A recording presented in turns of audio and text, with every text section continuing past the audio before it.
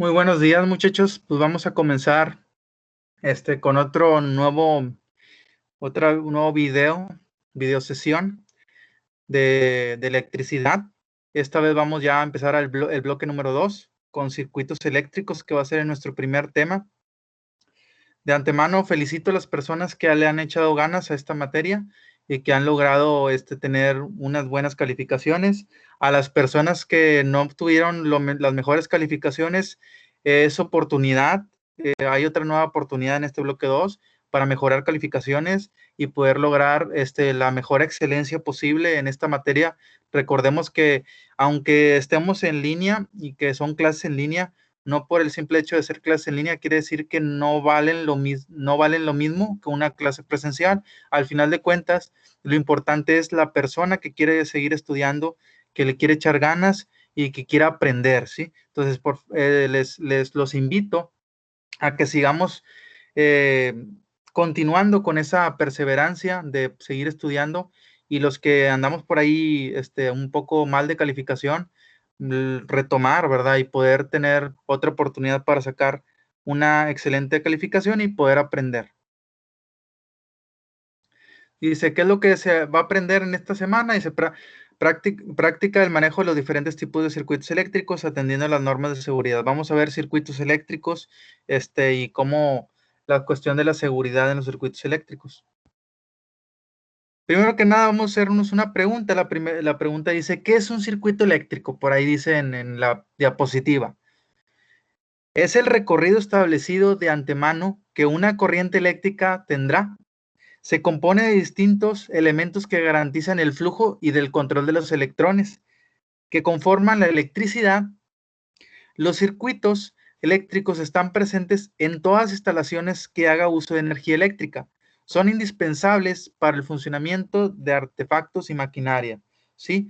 Siempre de los siempre va a existir un circuito eléctrico en donde haya algún artefacto o maquinaria, ¿sí? Porque es lo indispensable para los seres humanos.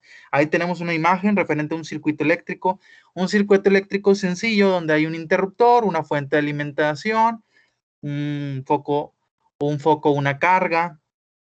Por ahí es un ejemplo de un circuito sencillo.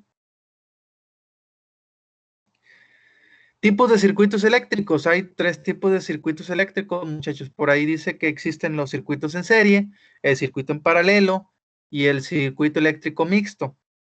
¿Qué es un circuito eléctrico en serie? Dice, se conoce como el circuito eléctrico conectado en serie, aquel en el cual los dispositivos están conectados secuencialmente, una a continuación del otro. En la siguiente imagen se muestra un ejemplo de un circuito eléctrico conectado en serie.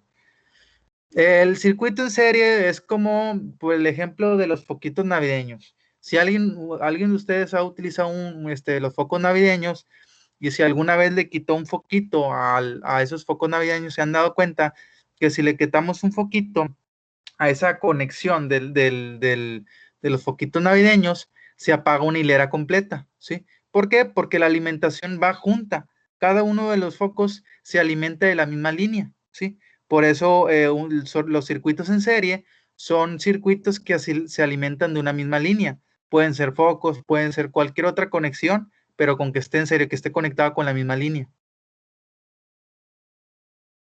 Después tenemos los circuitos eléctricos en paralelo. Dice por ahí, se conoce como un circuito eléctrico conectado en paralelo, donde la alimentación de los diferentes dispositivos es la misma para todos, al igual que la salida de sus terminales. En la siguiente imagen se muestra un ejemplo de un circuito conectado en paralelo. A diferencia del circuito en serie, el circuito en paralelo, muchachos, representa un circuito que tiene una alimentación individual. Por ejemplo, si tenemos 2 focos conectados, cada uno se va a alimentar de una conexión distinta, ¿sí? No se conectan seguidamente. Esa misma línea se administra con la misma cantidad de fuerza para cada uno. Y si en llegado momento quisiéramos quitar un foco de esa conexión, no se apaga el otro. ¿Por qué? Porque son conexiones independientes. Cada una depende de una conexión de la otra. Por eso no tienen la misma cantidad de fuerza de energía cada una esas dos conexiones. Y por último tenemos el circuito eléctrico mixto. El circuito eléctrico mixto, dice, los circuitos eléctricos mixtos son los circuitos eléctricos donde podemos encontrar dispositivos conectados en serie o en paralelo. Por ahí estamos viendo el ejemplo, ¿verdad? Que es la conexión mixta, que puede haber circuitos paralelos en serie en una misma instalación, ¿sí? Eso más que nada es muy simple. Lo importante es saber de antemano cuál es un circuito en serie y cuál es uno en paralelo. El circuito mixto, pues es la combinación de ambos, así de sencillo lo podemos saber. Muy bien, vamos a empezar a conocer, dicen, dispositivos y herramientas para realizar instalaciones eléctricas. Vamos a ver los dispositivos y herramientas que nosotros utilizamos para poder hacer instalaciones eléctricas. El primer dispositivo y uno de los más importantes, dice, la caja de interruptores. Los interruptores o breakers que protegen y controlan a los circuitos en una instalación eléctrica se encuentran alojados dentro de una caja que se conoce como tablero, que pueden ser a 120 o a 220 volts. Muchachos, una caja de interruptores es un distribuidor de energía. En eso de ahí distribuye la energía de una manera segura y protege los circuitos eléctricos. La caja de interruptores es una de las más esenciales. ¿Por qué? Porque de ahí tú puedes controlar todas las líneas de una instalación eléctrica y las proteges de cortocircuitos. Los aparatos, ¿por qué? Porque si hay un cortocircuito, se bota primero la pastilla antes de llegar a los dispositivos eléctricos y no los quema. Ahí vemos las imágenes, así se representa en una imagen una caja de interruptores. Por ahí dice, en todos los casos el tablero principal o tablero de servicios se debe alambrar en una forma cuidadosa. Para esto se deben identificar claramente la entrada principal que llega al interruptor principal, la barra viva a donde se conectan los conductores vivos, o que llevan corriente, y la barra de tierra, que se debe de conectar por razones de seguridad, el electrodo de tierra o tierra principal. Ahí vemos una imagen de las características que tiene un gabinete desde el centro de carga. Tenemos por ahí el gabinete fabricado, el gabinete es fabricado en lámina de acero, ¿sí? Todos los centros de carga están fabricados con lámina de acero. También por ahí tienen una base fabricada en plástico de ingeniería reforzada para resistir altas temperaturas, con retardante de flama y autoexigible. El plástico negro que lleva dentro, pues es un plástico especial para reforzar y resistir temperaturas altas. También están los contactos para cobre y aluminio. Cada uno de los contactos es para poder agarrar una línea o dos, dependiendo. Las cajas del centro de carga puede ser a 110 o 220. Por ahí hay un ejemplo que es un centro de carga que es a 110. Las barritas o los contactos sirven para poder conectar ahí cada una de línea que vamos a utilizar. Normalmente usan una línea para contactos y la otra línea para alumbrado. Son ahora sí que como uno de los requisitos para hacer una instalación correcta. Tenemos por ahí también la barra de neutro fabricada en cobre electrolítico de estaño. La barra que está del lado izquierdo de una manera vertical es donde se conecta el neutro, cuando nosotros vamos a hacer la conexión del centro de carga en una instalación residencial. Después tenemos por ahí los fusibles o protecciones. Los fusibles o protecciones son de tres tipos: pastilla térmica, fusible de cartucho y la minilla fusible tipo tapón. Los fusibles pueden ser del tipo tapón o tipo cartucho, y las capacidades de corriente para las instalaciones en casa son de 30 amperes. Lo fundamental para el momento de nosotros conectar alguno de esos tipos de fusibles es que por lo menos sea de 30 amperes de resistencia para una instalación eléctrica residencial. Selección de aplicaciones de apagadores. Ahora vemos otro dispositivo. Ya habíamos visto por ahí el fusible, vimos el centro de carga, ahora vamos a ver los apagadores.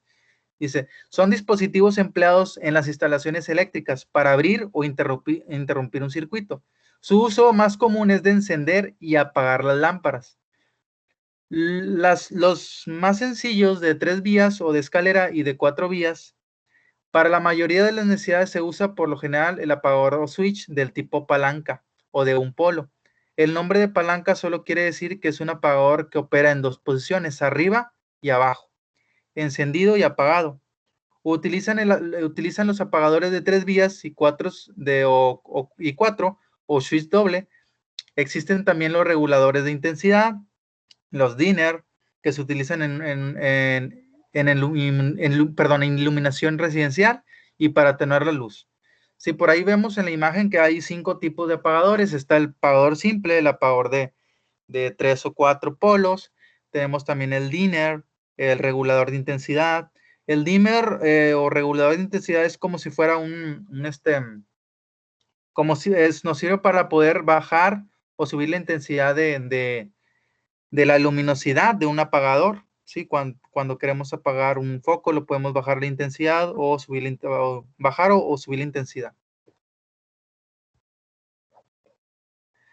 Selecciona aplicación de contactos. Ahora vamos a ver los contactos. Por ahí dice, los contactos o tomacorrientes son los dispositivos que se usan para conectar a los aparatos electrodomésticos, electrónicos, entre otros. Se localizan en los puntos más convenientes de distintas áreas de la casa. ¿Sí? Los apagadores, pues es bien sencillo, pues existen apagador sencillo, apagador polarizado, de 3 polos.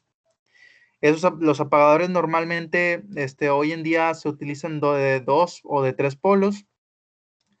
Los apagadores pues, obviamente nos van a servir para poder prender aparatos electrodomésticos.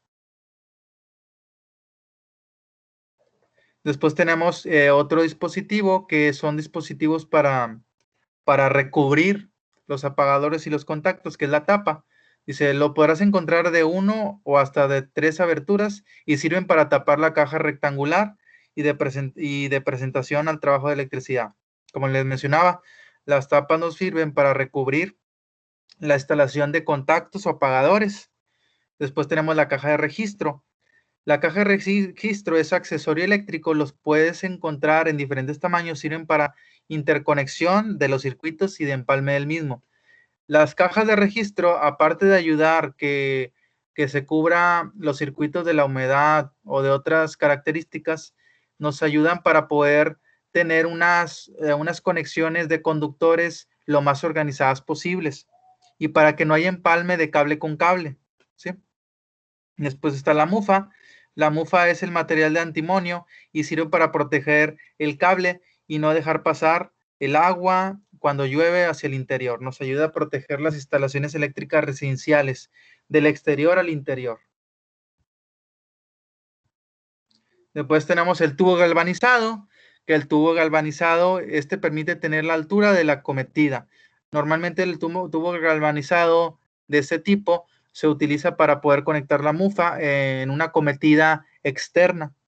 Recuerden que la cometida es la instalación que externa a la instalación residencial, que va afuera, donde está afuera, al lado del medidor o afuera, y que nos ayuda a poder conectar a tierra nuestra conexión residencial en la mufa. Después está en la base del medidor. Base de medidor. Es de material de antimonio y sirve para colocar el medidor de energía eléctrica. Aquí va, pues, ahora sí que válgame la redundancia, el medidor que mide la cantidad de energía que pasa por el circuito y cuánto, y así calcular cuánto es el pago en la CFE. Después tenemos las pastillas termomagnéticas, que son dispositivos eléctricos que interrumpen y conectan la energía eléctrica y protegen el circuito de cortocircuitos y de altas corrientes. Recuerden que anteriormente les había mencionado las pastillas termomagnéticas. Al momento de haber un cortocircuito se bota la pastilla y al momento de botar la pastilla ya evita el paso de la energía eléctrica para no dañar los aparatos electrodomésticos. Tenemos por ahí también el foco ahorrador. El foco ahorrador es un dispositivo eléctrico, lámpara en bajo consumo de energía. Tenemos también el foco incandescente, que son lámparas con alto consumo de energía eléctrica. Y las lámparas ahorradoras también, lámparas ahorradoras de energía eléctrica y fluorescente nos proporcionan luz blanca. Aquí bien interesante que debemos de tener en cuenta que hoy en día pues prácticamente las personas buscan economizar en energía eléctrica y aparte ayudar al medio ambiente. Entonces una de las opciones para instalar son los focos ahorradores y lámparas ahorradoras, ¿sí? O de luz blanca. Esas ayudan a menos consumo de energía eléctrica y mayor eficiencia. Cable conductor, pues dispositivo que conduce la electricidad, su forma es flexible, posee muchos alambres. Los conductores son calibrados de diferente manera, hay conductores del calibre 1 al calibre 20, 22, 24, hay de distintos calibres y cada calibre representa la capacidad de resistencia a la energía eléctrica que se tiene. También es muy importante entender que para instalaciones eléctricas residenciales, para poder hacer el cableado interno en la casa, se necesita calibres del 12 al 14 para poder hacer instalaciones. Y cuando se habla de acometidas o se habla de centro de carga, el conductor que se tiene que utilizar son conductores del 8 al 10 del calibre. Después tenemos ahí interruptor, que el interruptor es un dispositivo eléctrico que permite el cierre y la apertura del paso de los electrones. Tenemos también la caja rectangular, son accesorio eléctrico que sirve para colocar los apagadores a los contactos, se pueden encontrar de lámina galvanizada o de plástico. Ya no es muy común que se utilice de caja rectangular de plástico, a menos que sea por fines académicos, ¿verdad? Por ejemplo, para hacer instalación eléctrica y practicar en la escuela. Pero normalmente ya es muy poco usual que se utilicen de plástico, ya en la actualidad se utiliza puro de lámina galvanizada. Después tenemos las canalizaciones eléctricas.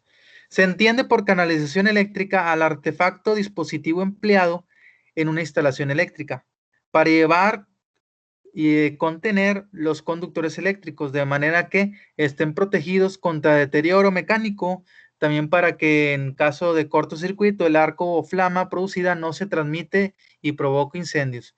Las canalizaciones ahora sí que protegen las conexiones internas de la residencia, que al momento que haya un cortocircuito ya no se produzca un flamazo y pueda terminar en un incendio o provocar un incendio muy grande. Los tipos de canalizaciones son, por ejemplo, el tubo conducto de acero esmaltado, tubo conducto de acero galvanizado, tubo conducto de acero galvanizado de pared, tubo conducto de aluminio.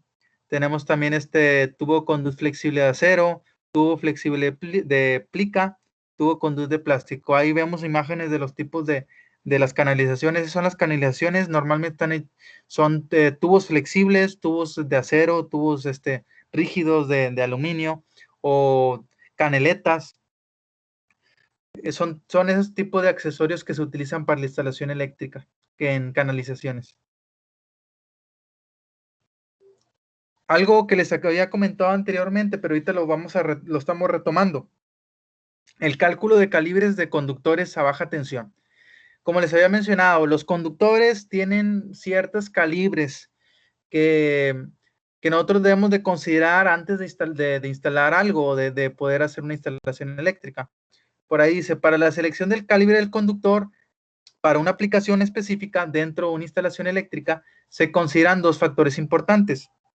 La capacidad de conducción del corriente, la ampacidad, y la caída de voltaje. Normalmente se sigue el sistema americano de designación, la AWG, American Wire Cake, siendo el más grueso el número 40 o 40, siendo en orden descendente al área del conductor de los números 30, 20, 10, 1, 2, 4, 6, 8, 10, 12, 14, 16, 18, 20, que es el más delgado usado en instalaciones. Como les había mencionado, dependiendo de la instalación es el calibre que vamos a agarrar. Cuando hacemos instalación de acometidas o centros de carga o de caja de fusibles, se utilizan calibres del 8 al 10, que son calibres más gruesos. Cuando es una instalación eléctrica residencial interna, para conectar apagadores, contactores, entre otros, se utilizan calibres más delgados, calibres 12 y 14.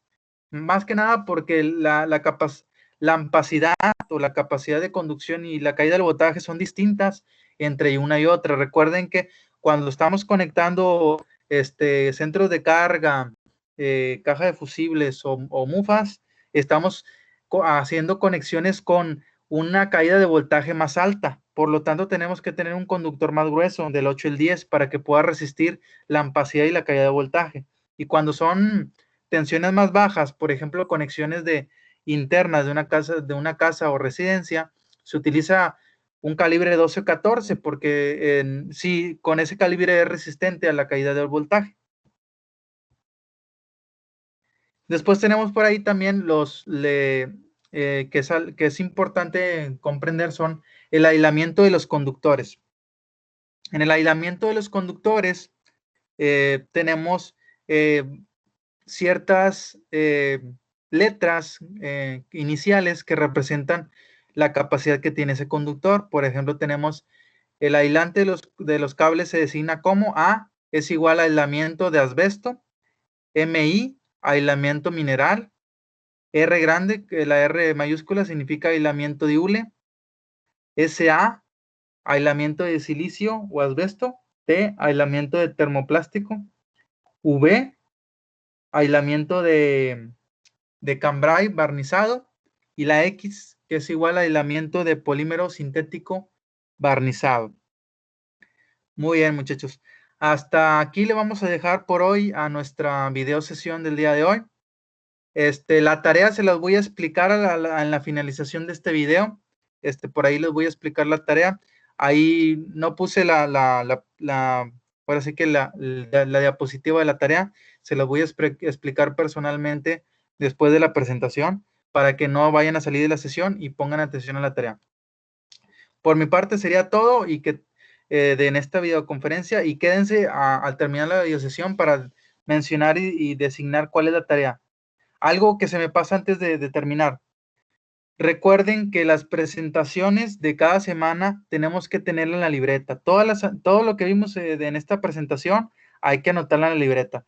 Por eso en el apartado de modo, yo les voy a subir la presentación para que anoten todo en la libreta. Es importante que lo tengan en la libreta, que hagan las tareas y las tareas las suban, para que podamos empezar con el pie derecho en esta parte de la unidad, que es el bloque 2, y generemos mejores calificaciones.